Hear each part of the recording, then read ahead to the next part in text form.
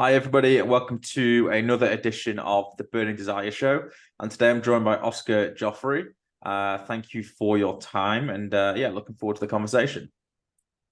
Likewise, it should be enjoyable. Yeah, you come from a world that I often look at in terms of the finance side of things, also the tech side. I've got a bit of a background there as well. But I'm hoping you can unpack a lot of things that I think people read a lot in the papers or come across somehow, someone mentioning it, but they don't have someone maybe of your standing to really like explain what these terms mean and why they actually will intersect in the real world because, more and more the advancements in technology and finance are kind of converging and becoming more apparent that we need to know what's going on because just being told X and Y doesn't seem to suffice.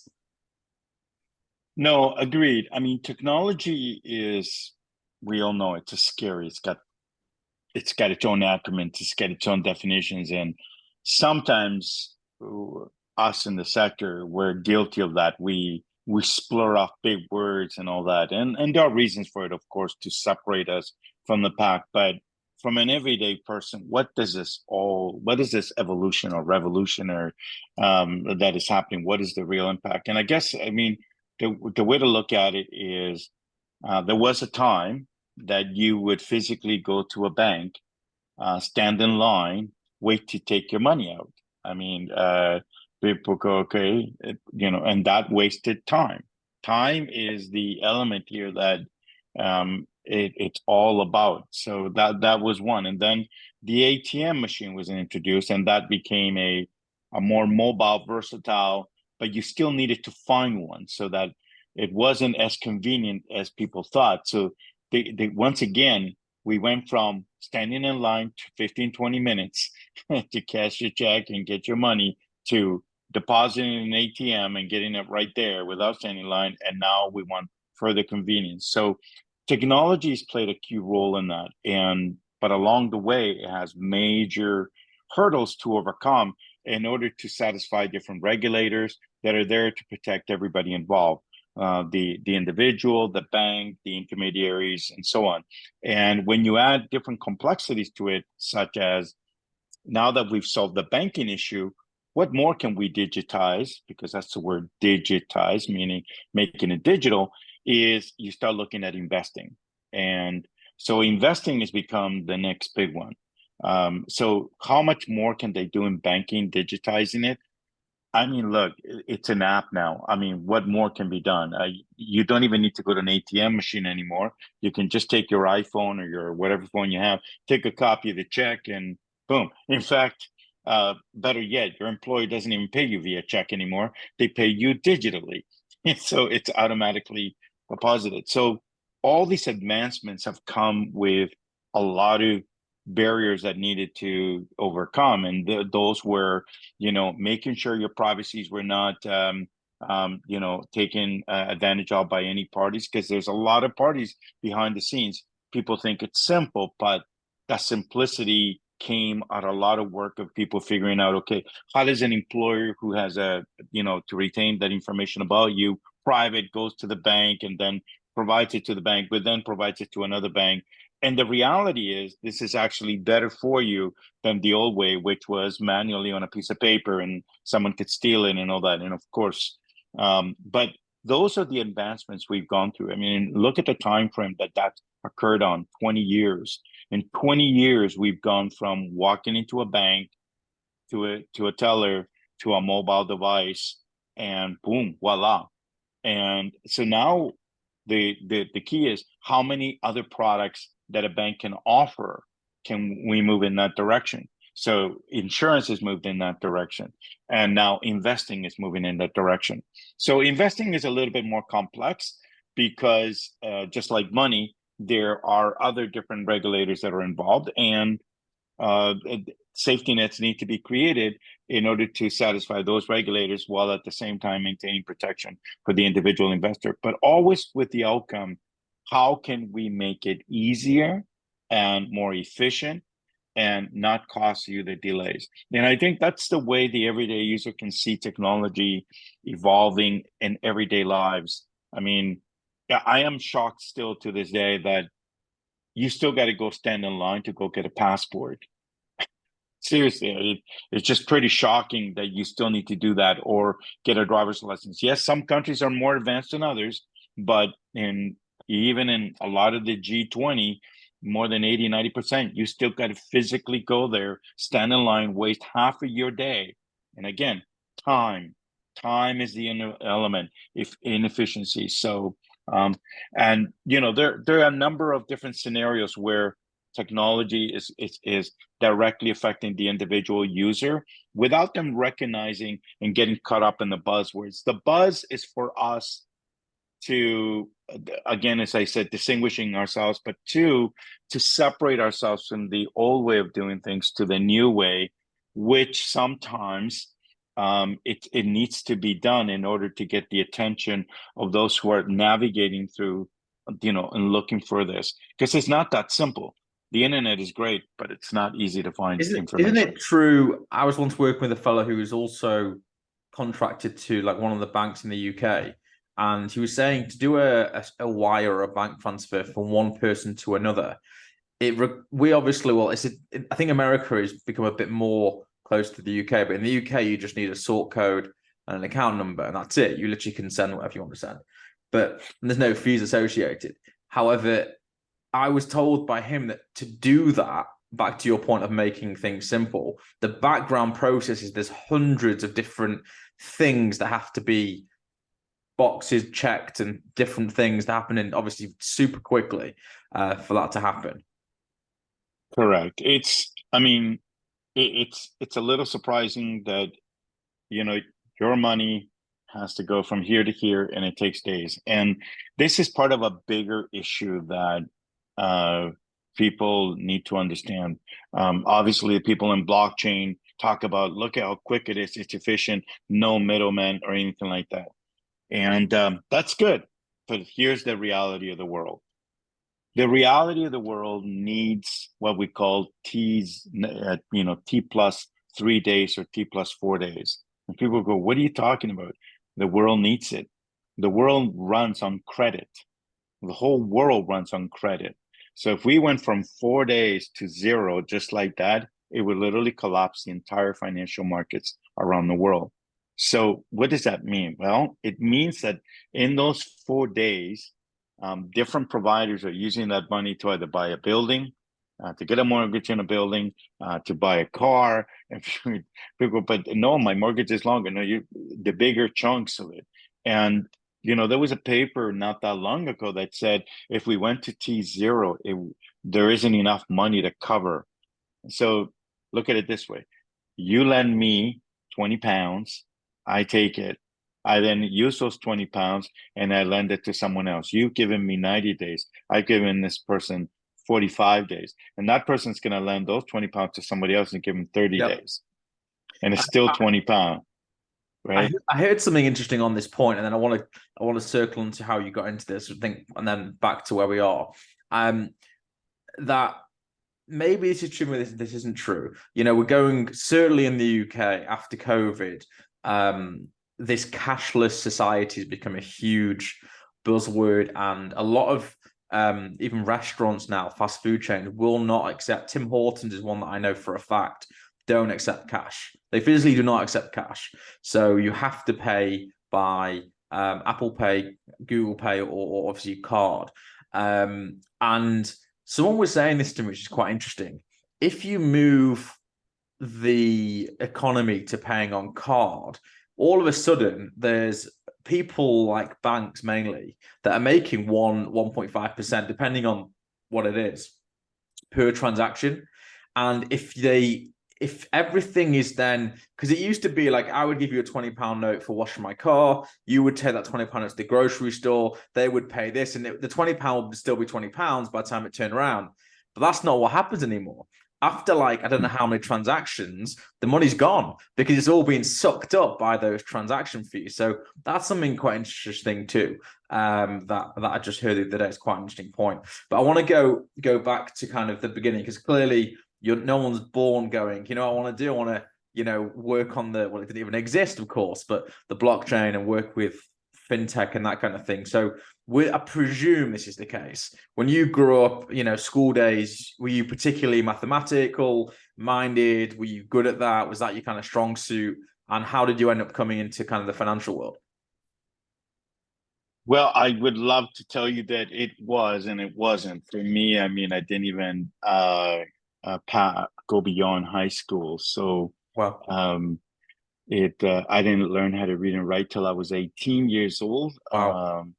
So it, but all that being said, I think it's like for me, I think I just knew inside it, whether it's mathematical or, but for me, it's always been um, not so much identifying a problem. I'm not looking for problems. I'm not, life in general has opportunity. I mean, you could be at a farm and all of a sudden realize, oh my goodness, there could be a better way. We're Yeah. asking those things more and more of ourselves than we ever did before because we look at the inefficiencies. And um, so I would say that that's been my journey. Okay. When I did my first startup, it was on voice recognition. This was the early 90s. I mean, this was before I mean, the voice cards we were using were bigger than chunkier than most computers today. Where that same chip today is an eighth of my nail in my finger, and we were solving a problem. What was the problem we were solving? We were trying to help doctors and lawyers um, produce legal or medical documentation without going through dictation devices, right? So again, you look at and this is whether it's the 80s, the 90s, 2000, 2021, 2030, whatever it is. This is an important thing about these two friction points, which is technology and a problem. And sometimes we try to put technology when a problem doesn't exist, and that's fine. Or where we try to take technology and try to solve a problem, but the technology doesn't fit it. We Yeah. we need to be from this end and Yeah, looking absolutely. otherwise you'll just keep creating It's things. And on that point you mentioned, I always remember this point. This was when e-commerce in the UK was pretty nascent. Maybe a decade or so ago, I was kind of involved with it in the watch and jewelry business. It was literally unheard of to the extent, going back to where things were. Some most manufacturers of watches would not send you photographs. One, because they thought selling online would be dangerous for their brand, which is just so laughable today. I mean, unless you're Rolex or Patek, that's different. We're talking about, £100 watches here, that kind of level. And two, if they did have something, it was sent to you in the post on the CD-ROM. That's what it was, and that was where it was.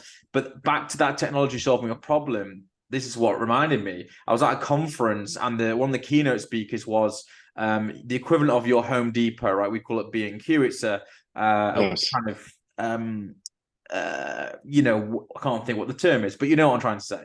That kind of stuff. And he was like the IT director for this company. And he said something that's very, very true to what you were just saying.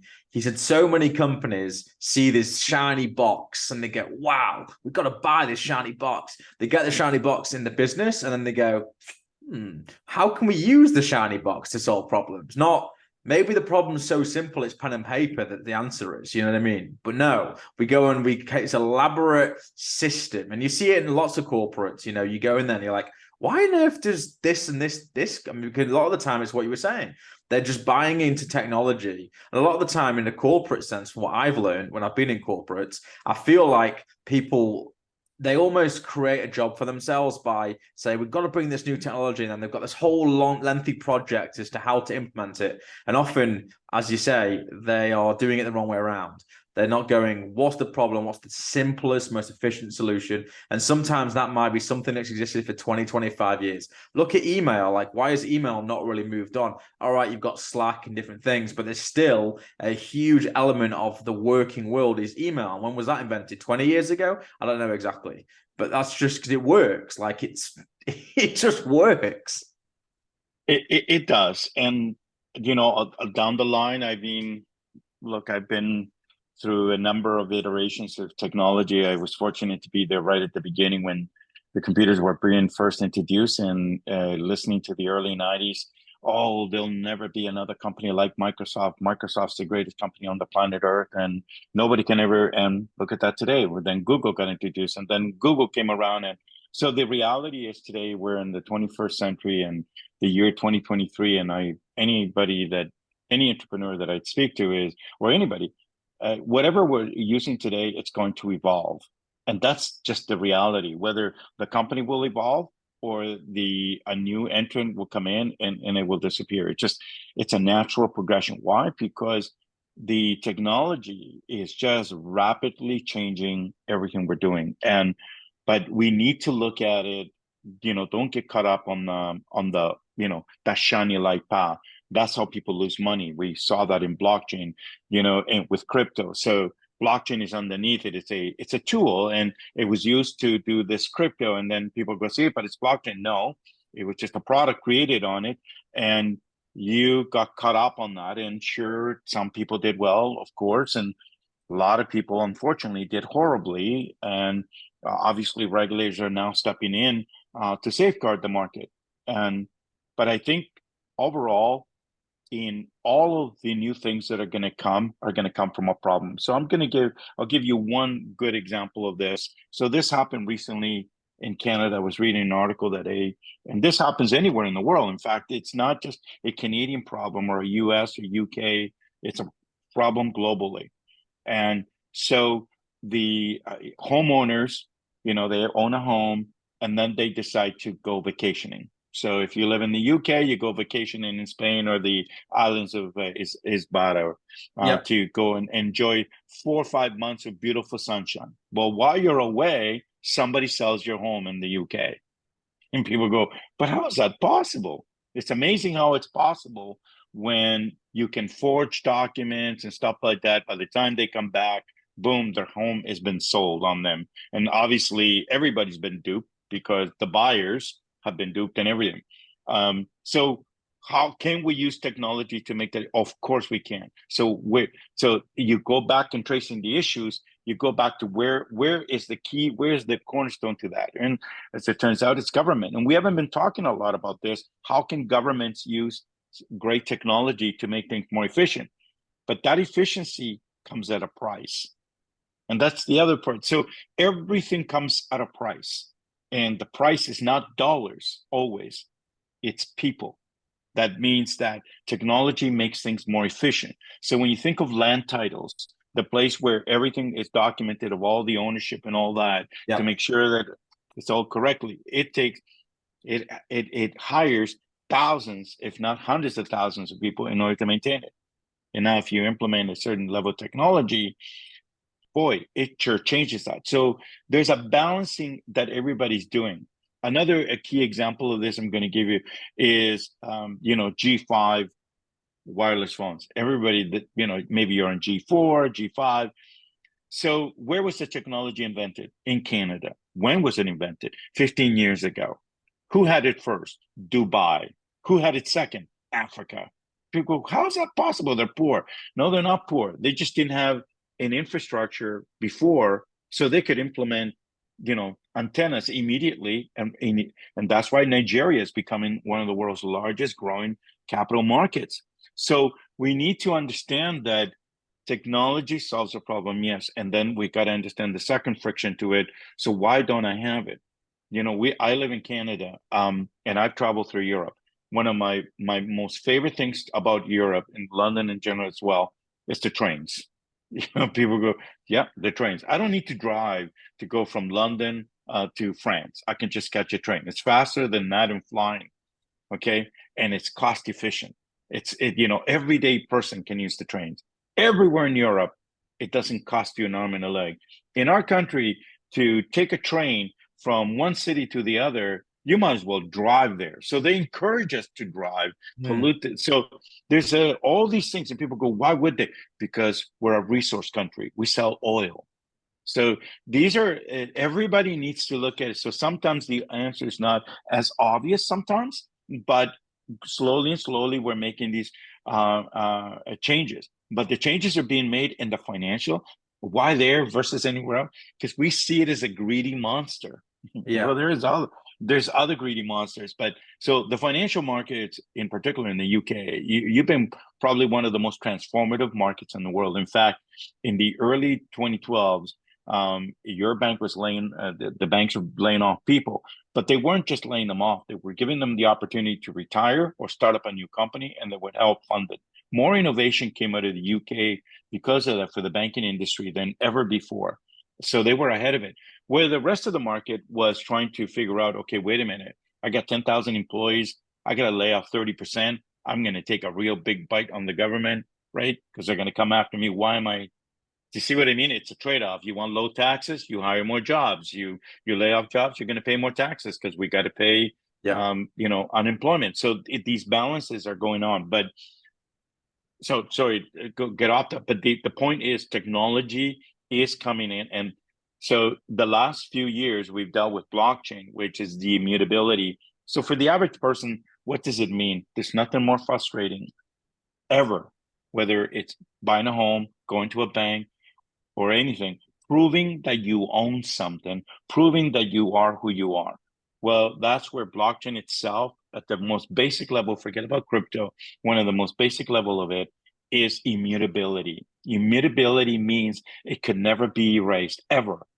It's not something that, this is Oscar Jofre. It's there with my picture and it's there. So that immutability, think about it, for wills, for things that you want to make sure that over time it never goes away. This is it. So that's a protection. That's a massive protection. So and then you can see different use cases. Banking is one, and then I play in the capital markets. Where's the value here? The value here is ownership. You live in the UK. Hey, Charles, invest £1,000 in my company. I'm here in Canada, and you're like, man, I know him, but how do I know I'm a shareholder, right? And so we've opened up the world to investing, but how do you know? How do you know I own? And how do I know that I'm there? I gave them my money. I know they took my money, but I'm from far away, and that's where blockchain. So people, without even realizing it, that's one of the biggest benefit, is that it's there to protect them. And now we introduced another great technology along the way, and Pandora box has been open. Now you have blockchain and artificial intelligence. You got two of the most, some people use the word disruptive, but they're really no different than the industrialization that we had, hundreds of years ago. We're going through that. This is a, game, the word game changer. No, there's a different word for it altogether, because this Transformative, is, would you say? yeah, sorry? Like transformative. I mean, it's really interesting because when I worked over at Tesco, one of the directors, he was one of the Swiss, one layer below the board, and Tesco is, for people who aren't listening, who are listening elsewhere, it's like Walmart effectively in the UK. Huge company, biggest private sector employer, and it was huge. It's gone smaller, but it was huge. It's still a huge company. And I remember one of the buying directors, he put like 100 of the kind of buyers, of which I was one in his category, and he shows this video, and it was showing you how things have changed over the years. Now, this was 2013, right? And he was showing you how the internet had made changes, and with transportation, with cars have made changes, and all over the years. And then there was this other video that he showed, which you can find on YouTube, and it's called "What Does It All Mean?" And there's two variants of it. They haven't updated it since, and it shows you again how quickly and how much things have progressed. Small things like the amount of information in one edition of the New York Times is more information than somebody 200 years ago was exposed to in their whole life, or maybe 100 years ago, for example. Right. And the amount of honors students coming out of India is more than the total number of students in the whole United States, and all these different things and the progress. But this is 10 years before AI is really caught on, before blockchain. So who knows now, if we do that video again, one of the things in that video was saying that if you studied IT or something like this at college, at that point, it's 10 years ago, a year and a half into your studies, whatever you've learned before is null and void, give or take. Yeah. With it. And so now it's even more progress. I want to just go back a touch just onto what you just said in terms of when you started your first company. I think it's pretty interesting, and also maybe, if the word is ironic, but that you only learn to read and write when you're at 18. Is that just because schooling wise wasn't for you, or was there a reason for that? Because that is quite unusual in today's world. Um, well, it was a mix of two things. So one, I was a young immigrant coming into the country, so I kind of got lost in Right. Where did you the come from? system. I was born in Chile, so Okay. I came here at the age of 10. So it was a kind of an age where Right. I just kind of got lost. They didn't have English as a second language in those days in the 70s. So I'm not mad or bitter. I think everybody did their best at that Yes. time. I think, but I mean, the only thing, to be honest with you, the only thing that kept me in school to be there, at least to show up, was American football. That was it, to play it. And rugby. But once those things were done, I I didn't even graduate high school. And and it's not that I didn't have an interest in learning or anything like that. It's just maybe I needed a couple more years to kind of get a kick in my butt, in which I did. And one day I just kind of left one neighborhood and moved to another neighborhood and changed.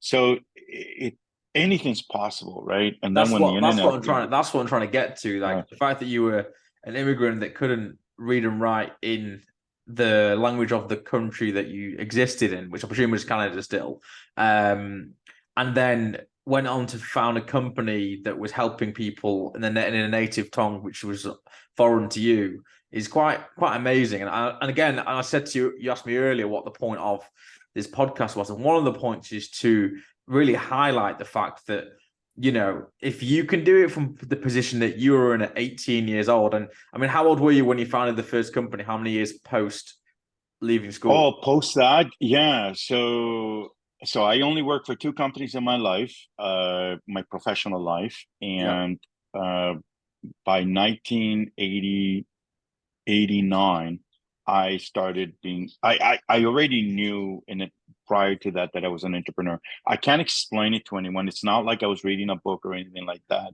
But I would say from that point, 4 or 5 years max, it was yeah, because 1984, 85 would have been the year I would have graduated from high school. So my question then is to you, which is the point I'm trying to raise to people as well, Yes. is I also totally get it. Like there isn't really something like I sometimes look at some of these books people read and I'm like, I knew that at 10 years old. Like it's just inbuilt within me. I mean, I come from a generation of business owners, whatever, so that is kind of more understandable. But there's still an element of what I do that's nothing like what my family does. So, I describe it to people, and I don't know if you agree with this, disagree with this, but there's a significant difference to me of a business person or a businessman or woman versus an entrepreneur. There's a very, very distinct difference. And I think people get it really confused.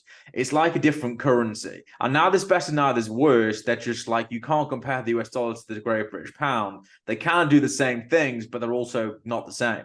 And it's like I use like two archetypal famous people. I'll use a reference that's maybe more American or international. So the entrepreneur that I would always use would be a Richard Branson-esque character or somebody like an Elon Musk, where they're creating something that's maybe not existed before, and there's something significant of creativity that they're solving this problem. Whereas the business person, I can't think of someone off the top of my head that would fit that bill, but it's somebody in the UK, it's a guy like Lord Sugar. It's somebody that is more seeing a current existing business and going, I can do it a bit cheaper, or I can cut out a middleman, or something like that. It's like I can buy for one and sell for two. Whereas the entrepreneur goes, most of the time they're not actually just so profit driven. They're like, there's a problem here. Like, I got to solve it. It's just a very different mentality. I feel like the entrepreneur solves the problem and then the result is the profit. Whereas the business person, the profit is the thing they need to get, and it's like by any means necessary. And again, neither's better, neither's worse. They're just different. I don't know what your view on that is. Yeah, it is very different, and I think what's happened as of late, and is that they're trying to teach entrepreneurship to people, and I'm not convinced of that. Right. I often get asked from people, "Hey, Oscar, what book can I read to become an entrepreneur?" And I'm like, I don't know. I can't help you there. I want to. I'm not trying to be rude. I just don't know how to help you because there wasn't a book when I started, right? It was just sort of like this is, and I read different things, and you keep reading things. I mean, it's a journey of learning, but you got to find your path. And you are right. One fundamental thing that I would say the difference between you call them a business person, might call them a hired gun, or an executive, somebody trained professionally to run a business versus an entrepreneur. An entrepreneur, most of us are not doing it for the money. That is not why we do what we do. We do it because we want to change something. Something is, for me, and my first startup was, imagine giving the people the ability to speak to computers. And then I evolved to, how do we help people communicate around the world, with Babelfish? When the internet was first being introduced, everything was English. So that was like, and now it's evolved to, how do we democratize? So again, it's always part of the all of our theses are the same. How can we change something? When the profit comes, but that's not always at the top of mind. Correct. Yes, you have to bring it out when you're pitching to investors to let them know they're going to get a return, but it's the bigger picture. That's what they're buying into. They're buying into that vision. You're going to change things. Yes, I am. I'm already showing it to you. We're gonna make things better. I'm gonna make land titles more efficient, and I'm gonna do that. And here's the value: you won't lose your home. Nobody will steal your home from you. And that resonates to everyday people now, because it's not just happening once, not twice, it's happening quite a bit, right? Mm. So I think that's the part. Can you teach that? I don't know. I'm not going to say yes or no, but I personally don't know. I don't know what book you could read to, but can every entrepreneur write a book about their journey? Yes. I I've been dabbling on my own. I've written a couple of books already. They're more industry specific. Have I Yeah. written one about my journey? No. Why? Because I'm still writing it. I'm Yeah. still going through it. And I think the truth is, you read a lot of these autobiographies by even more famous, household name entrepreneurs or whomever, and I refer to a lot of it's like backfill. That I use that quote at the beginning of before it's not been I'm recording, but people know I use it all the time. The Steve Jobs quote: "You can't connect the dots going forwards, only backwards." And I think a lot of these people, and ourselves included, right? Human beings, we look backwards and we'll connect dots that maybe didn't even exist. Sometimes it's just that chance meeting at the train station with some guy. Like, that doesn't make a good story. Oh, I happened to randomly meet a guy, and that then led me to. But it's this it's the iceberg, right? There's so much Yes. to it. It's so complex. And then back to that entrepreneur question as to, can you teach it? I think there's this like new buzzword ish, not that new, with the entrepreneur, right? How do you get people within a company to be more innovative? I think you can teach that. I think you can within a secure environment, like say in a corporation, like a supermarket chain or a bank. Can you teach people at the checkout when they're with the customer to maybe sell something different, to innovate, to feedback up the chain what's going on? Yes, you can. But can you actually teach someone the fire in the belly to go and risk something that people will tell you mad in your family and your friend circles because they've never done anything like it? No, there's no one to compare you to. They can't understand the long hours you put in. Like it's not a simple like, oh, find a problem, be passionate and solve it. Like, it just doesn't work that way. There's got to be something real deep rooted in you as to why you really want to do this, because there are times I do a weekly vlog. I talked about struggle. Once you learn to embrace that struggle, which not everybody can, as an entrepreneur, there will be times where you can't make payroll, whether you've got to make a decision via this, via this. There's, all these different things, and you've got to fall on your face so many times. I'm just reading the book by Brene Brown called Daring Greatly, and she talks all about this, like the vulnerability to fall on your face so many times and just go, all right, it's really painful, but like, I got to go again. Like, I'll never forget, I put a post on LinkedIn after a company of mine just didn't work out. And someone's like, I can't believe you're going again. I'm like, what do you expect? I'm going to just go, all right, like, that hasn't worked out, so I'm not going to do anything ever again. I'm going to just take a paycheck off someone else. Like, no, it's not, you can't explain that to people. But like, back to your story, I think it's really interesting, this Babelfish company. Like, how did you spot this problem? Because that's something that maybe people don't know. That's something you maybe can help to decipher for people. Again, you might be working for a company, but how do you spot problems? Like, how did you see that the lawyers, the attorneys, you would call them, and the medical people had this issue? Like, how did you see that? The thing about life is that, as you walk, we either walk blindly or you walk by listening, and that's just it. I can only that is the only way I can tell it to you, because it's not like I was looking for it. It's not like, okay, what is wrong with the internet? And I mean, this is 1999, right? Well, how can there be anything wrong? It's just getting started. I mean, Right. sure, others can look back. Well, there was a domain registry, yeah, but at that time that wasn't the so. It's something that I've maintained all these years, and I'll never forget after Babelfish, when it was I was done with it, that I laid down there for a minute, and I really was scared for the first time as an entrepreneur that, holy mackerel, where will I find my next opportunity, right? Like, I literally went through Did that you because, sell it? Like, how did you exit the company, or just fizzled out? Like, yeah, what? I was private equity stepped in, so Nice, nice. this is it where they came in, and they ended up taking over it, but the um, the journey afterwards was a little bit more lumpier for me, because it was sort of like, what do I do? What am I now? Am I a CEO people can hire? What am I? And you So I went through that for a few months, Hmm. and yeah, and I actually went to work with a couple other entrepreneurs, and they brought me in. I put my own money in for the company as well, and we got it together. But it never felt like mine. It wasn't my. I always knew that not so much that I was compromising through the journey, but it wasn't my play. I was always kind of. So now I understand when you hire people what it feels like. This is not your company. So if you are a true entrepreneur, you're already thinking, I would do it this way and all that, and Sure. and it came evident as we were raising capital that that decision wasn't to us to make. It was the founders who had a very different belief in what we thought where the capital would come from. But it was the last time and that was 2003, that I ever experimented being an entrepreneur in someone else's play. Right. And then after that, it every opportunity after that just came from one after another. So as I was leaving Babelfish, and I'm done with it, it came back, not to haunt me, but it came back, meaning securities regulators came back asking questions about documents we had filed. And I'm like, wow, wait a minute, this is like 2 years old. What's going on here, right? And, well, you guys forgot this one paragraph.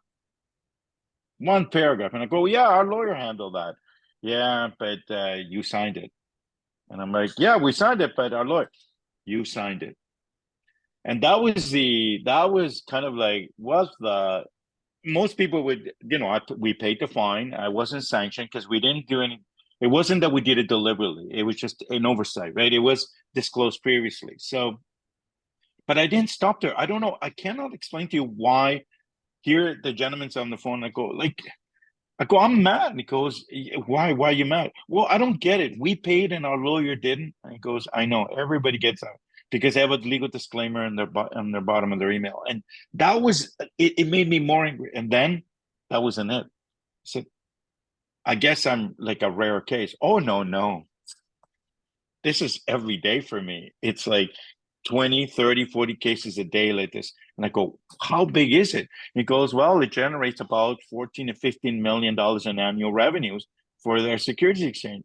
I go, excuse me? They go, oh yeah, it everybody misses something. I go, but we're all working with lawyers. I know, but you're the one responsible. And that emergence came for another company that I go, okay. So as entrepreneurs, I've always been, hey, you're my lawyer, you're my auditor, I count on you. But at the end of the day, they all have a legal disclaimer. You need to review it, this and that. And at the end of the day, they It's have no liability, impossible. right? I have a friend of mine who sold to private equity, and he said the documents they had to sign. He said there was 5 boardroom tables worth of documents, and I said, "Well, like, what do you know what you're signing?" Is like, I just had to trust the law. Like, you can't like even fathom what's going on. So I just had to kind of trust it. Just circling back, right? And this is an interesting point for people. When you sold Babelfish, or when that was muted, like, did you look for the exit, or were people invested going, let's try and exit it? How did that come to be? And then once you sold it, how did it feel going from I started this company, obviously successful. Now I don't have this company anymore. And he did make some mention of it. This kind of that was you. You were the founder or CEO of Babelfish, and now all of a sudden that big part of your life just that's not you anymore. How was that? Um, the transition was hard because it wasn't planned. It was I just got caught. I got blindsided by it. I was a bit naive in at that time in what was being asked of me, and it's just one of those lessons you learned, right? You bring in trusted advisors, thinking that it's on your better behalf, but it wasn't. So it was a little bitter at first, but once I was done with it, I like anything else, you got to shake it, right? It's just one of those bumps. You go, look, you can either dwell on it and get it, and it kills you, right? I mean, how long can you? What's the sense of fighting? Mm. It solves nothing. So the only thing you can do is just move forward and say, okay, this is what happened. It'll never happen to me again. This is the life of an entrepreneur. The way you run your company, the way you started, the way so when I started my next company, I go, okay, I'm going to make sure these things are in place, these agreements are in place to protect me, to make sure that, Absolutely. anybody tries to blindside me. No, no, no, it's not going to happen, and so on. And so you move on. But it was a bit of a transition, but that's when I went from, but being the founder of Paddlefish did get me my next role where I was able to come in, but to work with other entrepreneurs in their journey. But it was difficult. That one was the difficult transition because it wasn't my idea. It wasn't my thought. It wasn't my market. I had to learn about it. I had to dig my teeth into it, and which I did. I mean, but it wasn't mine. But I did that, for about a year and a half, and then as that was going on, I had to deal with the Securities Commission at the time, and that's when the next opportunity just kind of came out of that. It's just really funny. It's funny because you don't think about it at the time. You look back and you go, "That's what triggered it." Correct. But and then from this one, where I am today, is that I went into solving the problems in the boardroom, because that was the issue. The issue with Securities Commission was, do the board of directors have access to the information which they're entitled to? And it just so happens, as I'm doing that, Enron collapses, and then the whole corporate governance, like the timing of things were pretty good. Problem was that human behavior wasn't willing to shift, meaning even though the regulators wanted good governance in the boardroom and wanted them to hold them accountable, directors were still being lazy. It was a old boys club. Hey, I know you, Charles. You know me. Come on, you let me know, and so on. But that's evolved. But it was an early, But I learned a lot. I learned about the capital markets. So I went from a journey of, voice recognition to translation to capital markets, and all of a sudden you immerse yourself in law, corporate law. So now the very essence that what got me into issues with Babelfish will never happen to me now. And I teach it to other entrepreneurs. You need to be in control. So whether it's your legals, your accounting, your capital raising, everything, you need to be in control. And today we have technology to do that. It's more efficient. In the old days, it was binders, you carried around and you gave it to your lawyer. Big thing, never give it to your lawyer. People go, but Oscar, I trust my lawyer. You can trust your lawyer, but he's not going to go to jail for you. You can trust your lawyer, but they'll never pay your fines for you. So True. just remember that. The only thing you and your lawyer have is privilege. That's it, privilege. But when it comes down to it, you owe them money, they're going to sue you. And when it comes down to it, you're getting tackled on by the regulators. They're the first ones to run. They're going to be there to. So you need to treat them exactly as they are. They're good friends. There's nothing wrong with them, but you cannot let your guard down, because this is your business. This is the empire you're building. So you need to be watching every agreement. And yes, you have to learn how to read quickly. You need to understand. After a while, you can go through agreements fairly quickly. Why? Because you're looking at the meat and you're looking at the potatoes. The meat is what's the deal and the terms and all that. The potatoes is the clauses. You're looking for certain clauses that after so many years, you know what you're looking for. You're not a lawyer, but at least you're going through things in a way that give you an opportunity to understand your business. And that's what every entrepreneur needs. You can't learn about that in a book. You can't. It's just not possible. You have to live it, and you have to experience it, and it's going to be very different for every different type of business that you're doing. It's going to be way different, but the journey is it's just immense. As I was just saying earlier, people have been asking, when's your book coming out? I don't know yet. I'm not done. I don't what part of my journey should I talk about? When I was 7 or 8 years old, picking luggage from taxi cabs that were coming in to make money, living in Argentina? Or do you want to hear the journey of selling ice cream when I was only 13, 15 years old? You see what I mean? Along the way, I think entrepreneurs have something that not every human being has. And that's okay. I want everybody to understand this. This is not an insult. This is nothing like that. Yeah. Not everybody can be an entrepreneur. And No. if everybody was an entrepreneur, we would have a real big problem. Absolutely nothing will get done. Thank you. Right? Because we're the kid in the room. What are you doing, Oscar? Dreaming. Dreaming, right? We're the dreamers. We're the ones thinking, oh my God, imagine I'm going to go to Mars. And people go, oh, come on. Yeah, I'm going to make it happen. And we encourage that now, right? We understand that now. We need to encourage that dreamer. But not everybody needs to do that. It is okay for people who go to work and love what they do and do it from 9 to 5, Monday to Friday or Monday to Thursday, and they're happy with that. There is nothing wrong with that. Absolutely nothing. 100%. 100% Okay, and it just this is an important part. I mean, I have a team of 74, and this is not everybody can do it. You're right. There's stuff that I have to carry, payroll and making decisions, who gets paid and who doesn't. Yeah, Where yeah. to get they don't need to do that. It's mental torment. Like I've got a friend of mine who's also an entrepreneur, and we describe it as like you wouldn't wish on your worst nightmare, like your worst enemy wrong. Like it's sometimes when you're an entrepreneur, like it's the very first thing when you get up in the morning you think about, and it's the very last thing you think about, and in between the day is pretty much all you think about. Like I'll take time out every day. I just like smoking cigars, and even when I'm doing that, and I flick my phone open, like and whatever I'm looking at, this just to relax. I'm like, well, that's interesting, and then that's interesting. Like you can't switch on and off. It's not possible when you're an entrepreneur to switch on and off. It's like being an artist or a photographer, probably easier, right? For someone to understand. Yeah. And you're constantly have the lens photography, like, wow, that's a great shot. And then you never know when that's going to be. You might be like, with your partner, and you're like, wow, you've seen the sky right now. Got to get my camera. That's what it's like. It's the same thing, but people don't understand it like that. And it's not easy to live with that the whole time. For the people around you to live with that, and also obviously for yourself to be able to handle the emotional state. It's funny you brought the analogy of an artist. I think the closest analogy of an entrepreneur is an artist. And Always. I always find it interesting. People ask the question of art. So what were you thinking at that moment when you wrote that song? And I understand why people ask that question, because some people go, okay, if I just think about that Yes. relationship, I'll be. It doesn't happen that way. Correct.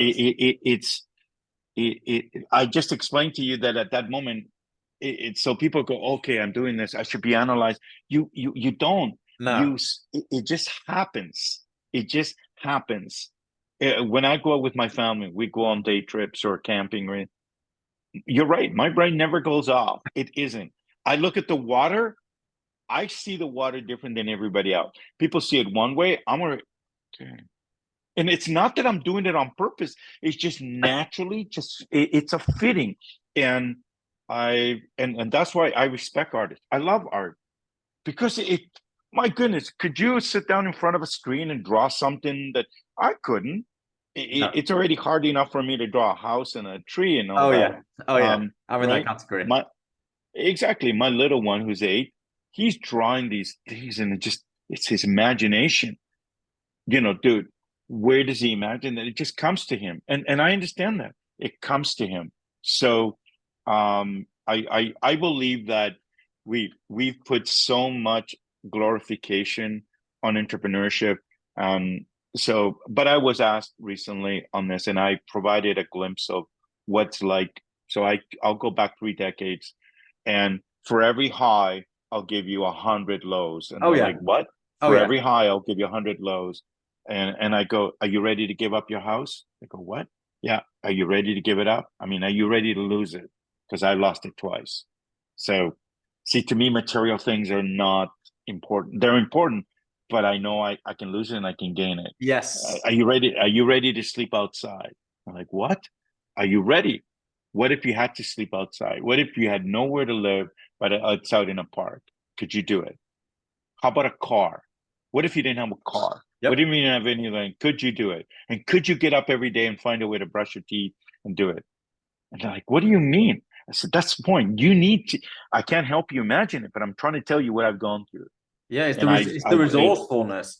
It's the resourcefulness and the persistence, perseverance, and almost insanity of putting everything on the line. You know, it is. insanity. It's Yeah. nuts putting everything Yeah. on the line for something that's not defined. There is no Yes. there is no finishing line. You know, it's not about okay, I want the company to worth $1 billion. Like it, even yeah. So I have this point, and like to hear your view on this, which again I raised in my weekly burning issues vlog the other week about the fact that I believe that goal setting is a fool's errand, right? And most people are, what do you mean? You're in business. Like, surely you got to have targets and quarterly things, isn't it? Well, my view on it is this, right? Say you have a weight loss goal or a sales target goal or whatever it is, and you focus all your energy to receive to achieving that. And we're all taught in school or business school, whatever, these smart objectives, specific, measurable, achievable, realistic, and time-bound objectives.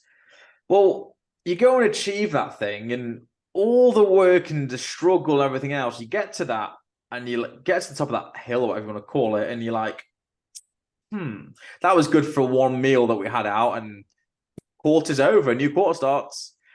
And I don't think that emotional backwards and forwards is particularly conducive to anything good, because actually, when you don't hit that target, it's a million times worse than the high of actually achieving that goal. So I believe in more of a general direction of travel. Like as long as my team, as long as myself individually in say a fitness perspective, as long as generally I'm eating healthier day by day, I'm going to the gym more, I'm working out more. Like I know I will get to a better physical shape and fitness that I'm happy with. If I just say to myself, I want to lose 10 kilograms or 2 stone or whatever it is by a certain day, yes, there's an argument that's measurable and whatever, but I just truly believe that you then put everything energy into that and you're really miserable if you don't achieve it. And you're not all that happy when you do, because then you're like, all right, now I've got to lose another 5 kilograms. And this is just my view, or what I've experienced in my life, that I just think we're so, I saw Darren Brown, I don't know if you know who he is, but he's big in the UK. He's like a magician, but more on the psychological side, right? That's his kind of mantra. And he, at the beginning of one of his series episodes, he talks about the fact that, again, this insanity of human beings of setting goals and everything is goal and objective orientated like that. And he's like, you don't back to our art, analogy. You don't listen to a piece of music and skip right to the end and go, oh, finish now. Or same with a film, you don't go to the last scene of the film and go, well, I don't need to see the rest of it. And same with the book, you don't get to the last chapter and go, well, if I read the last chapter and see the end of it, then the rest of it's irrelevant. But in our lives, we seem to do that. We seem to chase this end goal. I think it's nonsense. I don't know what your particular opinion on that is. Yeah. I mean, the journey is, I mean, look, you could have 100 speakers on your podcast here, and you will hear everyone differently. And we will all have one consensus, though, is that I think the one attribute that everybody has is that madness, perseverance, that you believe in it. And I just want to make sure we're clear on this, because there are times when just perseverance alone isn't enough. You also need to have the other attributes as well to analyze. You have to be very analytical as well. And you got to be this, you got to be this, you got to be this, you got to be this. And the reason I'm providing this is because there are certain individuals that they're entrepreneurs and they believe in something wholeheartedly, and it just doesn't happen. Hmm. And and that will happen. That, I mean, that is the nature of, not everybody agrees that, you need a rocket to drive a car. Why? There's no roads for it. There's none of this. And no matter how much you may predict that we need this, it's just not going to happen. I know I'm giving an extreme example, but that is how extreme sometimes. And then there are those who provide kind of like what we call the copycat. There's nothing wrong with that either. The copycat models are, it's made America and made the whole world. We need that. But you cannot do a copycat with one person. And that's another attribute of an entrepreneur is there are there's this philosophy that an entrepreneur is by themselves. And I personally disagree with that. An entrepreneur is not by themselves. An entrepreneur in a journey is with many other people. So they come in layers, but whichever layer they come in, they're believing in the journey that you've created. And if you've really done a really good job, you got them to own it as well. And if you're fortunate enough, you will have that journey with fellow entrepreneurs that will share that commonality. And why that's good, because it demonstrates to people that you have the ability to grow. That's number one. Number two, working with outside advisors. So just because you have all these ideas all by yourself, having others around you to guide you is also important. So there's so many different skill sets that you need to have: communications, perseverance, endurance, ability to bring different like-minded individuals. And more importantly, you got to be the dumbest person in the room. Yeah, it's you want to grow, bring the smartest people, bring them smarter than you. Don't be threatened by that. Bring them more. You got You, this you degree, raise bring them.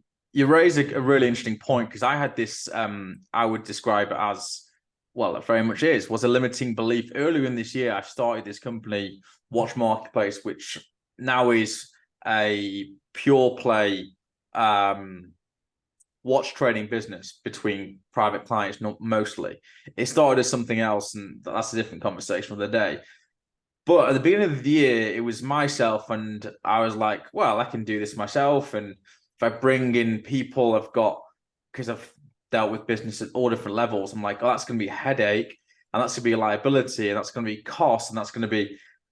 And that's the way I was. And I was constantly debating between this whole thing. And then at one point I was like, yeah, I've just got so much business inbound that I actually, I'm doing a disservice to my brand and my business and myself, because, I'm not getting around to an inquiry for 3 weeks, right? So then I brought one person in, and then I realized, that's quite interesting, actually. And then two and three, I think it's like 5/6 right now, excluding me. And what I found, and I think is maybe something that people don't realize, I look at it as like a sports team, right? Like previously, I was playing goalkeeper, defense, midfield, and attack, right, in every denomination. But I was also then managing the team. I was also sweeping up after the team. I was also preparing the meals for the team. I was a sporting director. I was a CEO of the whole team and everything else, and raising funds for the team. And then you realize how many hats you're wearing, and you're like, all right, I might be okay at them all, but like I'm probably really good at one, or two or three. And so then you bring these people in, and like, to me, to see like an orchestra, another analogy, them all playing into an alignment to a vision that I have, and now they take it in different directions, is so rewarding. And like for people and companies to look at people on their payroll as liabilities is just so wrong. That they're assets. Without that, you don't have a team. You don't have you can't score goals, and you can't win matches because there's no one on the team. So it is quite interesting. I think the best entrepreneurs and the best business owners have ever realized that, and they realize that the payroll is, yes, it's a huge thing to the business, but realistically, if you've got the right people on board, like they provide the oxygen, the blood to the business. Without that, you don't have a business. So that was a big thing for me. Like, I think it just stemmed from a lot of years of trauma with having to lay people off and different things I had to do, that I was like, right, I'm just gonna try and keep it to me. And then I'm like, actually, this I can't be ambitious enough. I can keep it at a certain level, but it's never going to become what I want it to become if it's just me and me. Yeah, Basically, it's yeah, exactly. And as you said, you have to go through those experiences yourself because it's not you can read about it, but it'll never resonate until you have to have it. And sometimes you have to have that experience from this year. And as an entrepreneur, I've learned about the value of many things, advisors, a team, how to build a team. Look, our entire team is distributed. I don't have any tools that keep an eye on them, whether they check in or it would drive me nuts. It's you have to have this undenying level of trust for everybody, yeah, and you create a culture. I used to read about culture, and when you go to these sessions, how to build a business plan, mission and vision, and culture, and what's your culture statement? I didn't know. I didn't even realize until someone said, "Wow, you created an interesting culture statement." And I go, "Really? What is that?" Because I'm going, What do you mean?" But for me, it's not a culture statement. It's just the way we are. It's yeah. who we are. We're a family. We work together. We work to serve this. This is the goal. This is how we do it. And yeah, it's been it's a journey, right? And that journey, my journey will end the day I decide to stop, and I don't know when that will be, because as we all know, that whole notion of ending or stopping is just it's not in the cards today. My journey in my current venture is I'm going 14th year, and I'm just as excited as I was when I first got started That's as I am amazing. today, because it's the evolution of what I'm doing. What am I doing? I'm changing. I literally see the change in the market. So it's like growing grass or growing a flower. You add water, you nurture it, you put soil, you put vitamin, and you watch it and you go, wow, I really love this. I'm loving this. And that's when people love something, when they see the gratification of the work. And us, we see it when companies are able to raise capital, investors are able to invest where before they couldn't, and making sure everybody's working operationally effectively. So I see it, and my excitement is just growing. Why? Because the problems that I was indicating would happen are occurring. So that's where you need to have vision. And you got to wait it out, and you got to wait it out, obviously, with information and knowledge. So sometimes you play your cards right, you get it right. Sometimes you get it wrong. And in this case, everything that we said would happen has happened. And partly because if you understand enough about the pieces, it's not you're just jumping into the bandwagon, getting rich. It's you understand the problem. And at the time, even 6, 7 years ago, telling people, "Oh, this can happen." No, no, no, Oscar, that's not going to happen. And here we are. And so and we're just getting started. We're just getting started. What does that mean? We're just starting to get ourselves in the market. We're just only maybe 30, 40% of the way there. And which means we're still in that stage of evangelism, trying to get all the systems in place. And then it's going to go into the prime time to everyone. But when it does, the winners are those who understood the problem and were there legitimately to try to fix it with the good understanding. And of course, you're going to profit from it without a doubt.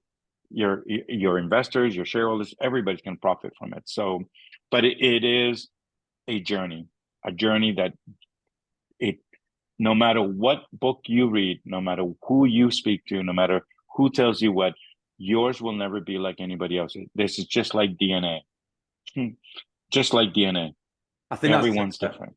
think that's a really sweet point to kind of maybe end the conversation on. Kind of went very differently to where I like anything that these conversations do. They go different ways than I thought. I thought we'd go more down the financial road and more about crypto and blockchain and what have you. But I think actually the story of yourself is far more of a tapestry that to be understood and has more far-reaching lessons than maybe understanding what crypto is or blockchain is, which you have given brief kind of explanation to for most people to understand. So yeah, I look forward to seeing how your company. So there's the main company, the one in the background. It's just Core Chain. Is that the main focus of you? Correct. Core chain is, yeah, we're using blockchain technology to transform an archaic market, to make it easier for the listeners here today or anybody in the world to be able to invest with confidence, to be able to have the that whole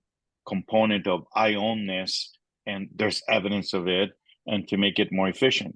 And the regulators around the world are allowing everyday people to participate.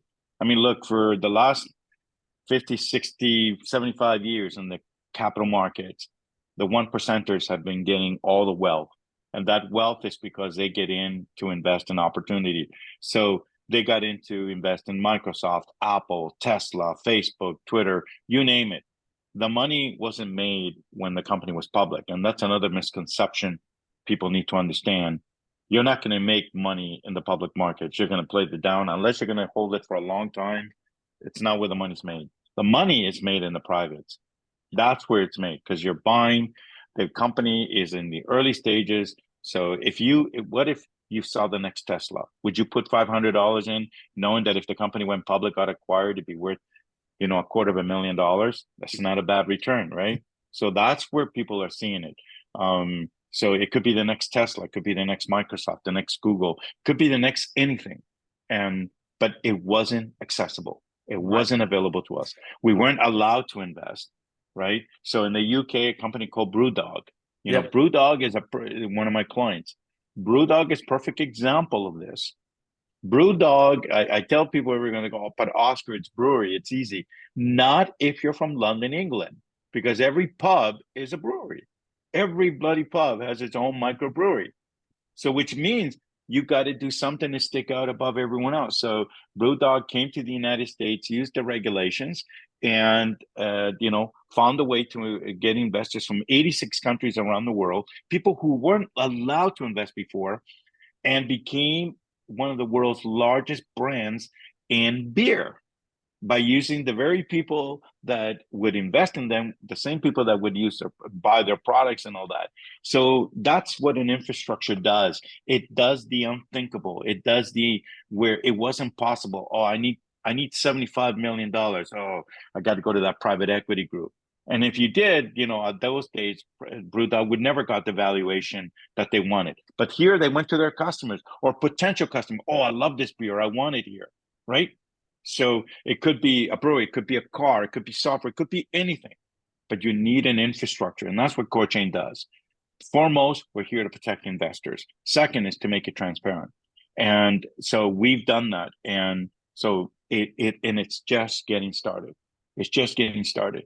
And that it will mean that we will see a rise in where the wealth is in one pocket is just going to start moving down a little bit this way, which means that, yes, if you were lucky enough to invest in Brewdog anywhere in these 86 countries and you bought it at $1 a share, I think right now it's worth 300 and some dollars a share. Wow. You get the idea, right?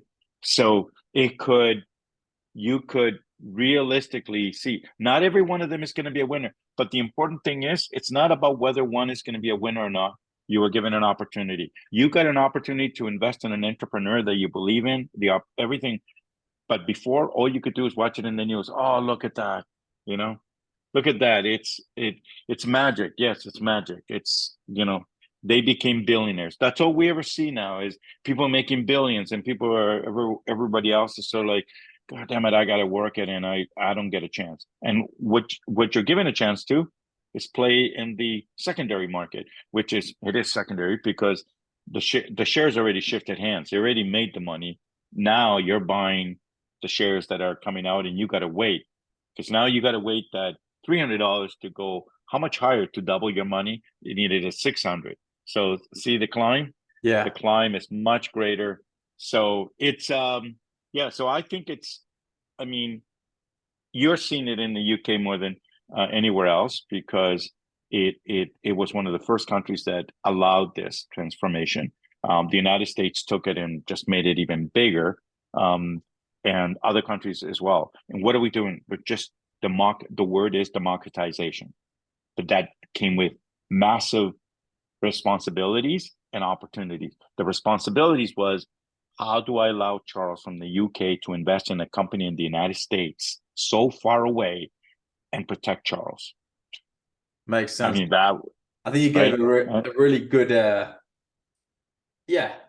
I think you've told that pitch a few times. Something tells me that you may have said that pitch quite a few times. It's what we live and breathe, though, Charles. I Yeah. mean, it's who we are.